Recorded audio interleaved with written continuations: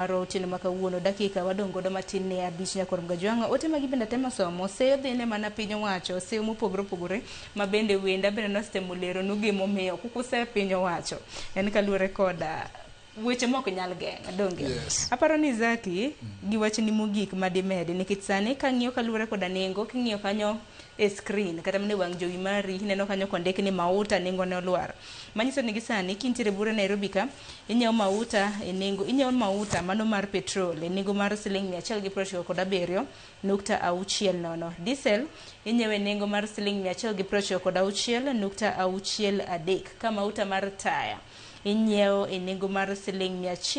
152.78. Koro Zaki kitieko kata mana gi wachni mogik. Iwacho ni mauta ni lweny king'iyo piny Israel gi piny mano mar Iran. Lweny ma kamano nochako chien tarik 28. Tiwacho ni kinde ma lweny no sekawo en dwe achiel.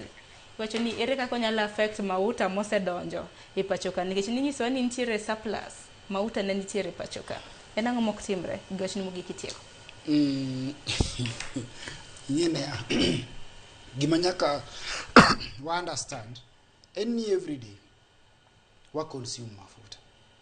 iwinjo tena ni everyday watiyo gi mafuta makata bed mna ni gini nochakre 1 month ago kata wachni wana nitie of course kanyo to nitie gima serikal be nyaka wachnwa iyo makare kechne gi wacho ni nitie moromo nyaka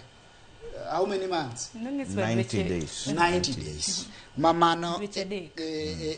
e projection manyot otimre nade ema jo piny bende nyanego to nyineno ka speculators jok manyisi ni jok mauso mafuta ka matemo chiko itgi to kano mafuta wacho ni kama to bende motelo bende jatend migawo mochung' ne weche mag teko mauta ni bende wacho ni nengo ok bi medre ang'o manotimore koro ing'e ni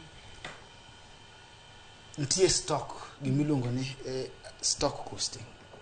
wan gi methods moko mwatiyogo the truth is samoro mafuta nokoromo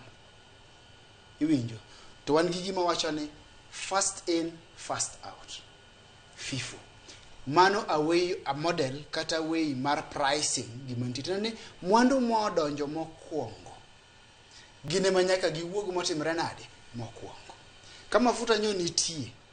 to an gadieri ni nitie less than 3 months manyagi wachacha ok ne nyal sustain more than 3 months tena ni mafuta mokwongo mano biro gi bei mokwongo koro setimre nade osewuok kaluwore gi costing models mitiyogo first in first out FIFO manyisi cha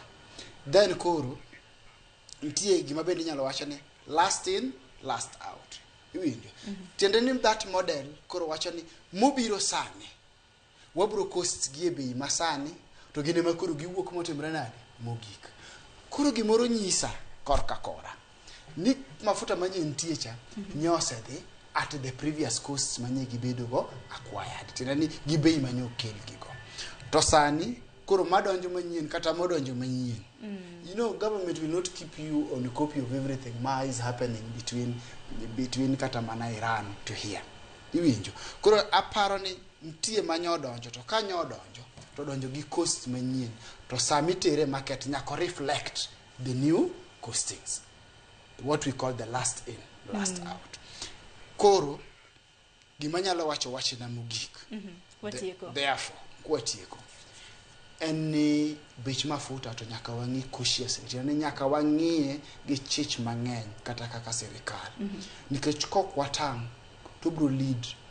to inflation hikes tiende ni bei mar mwandu bro medore kabisa to mano kotimore to dhi bedo matek ne jo ohala ing'e gima omiyo ohala bro bedo matek nikech ka inflation hikes osetimore ka bech mwandu osedhi malo to serikal kata mana central bank will come in to kaka ginyalo come in ni kaka ginyalo donjo wach ni ginyalo wacho ni wan koro wa control interest rates and the only way magibro control go inflation en ni gibro medo interest rates mondo tiende ni ya itemo ket pesa mantie lwetu mondo timre nade odog piny nikech inflation be sama odhi malo to nitie a lot of circulation mar pesa e economy koro bech pesa dhi malo koro kamano timore to interest rates kata maji dhi kawo go hola bengi magitimo go ohala nyalo dhi malo to mano ne jo ohala dhi bet matek ka bei obet matek ne jo ohala the end effect the ripple effect tiende niya japiny be dhi yudo mwandu e yo mapek kaka nawacho earlier. Erokamano ahinya, paro maliw ahinya. Daktari, to ka itieko godo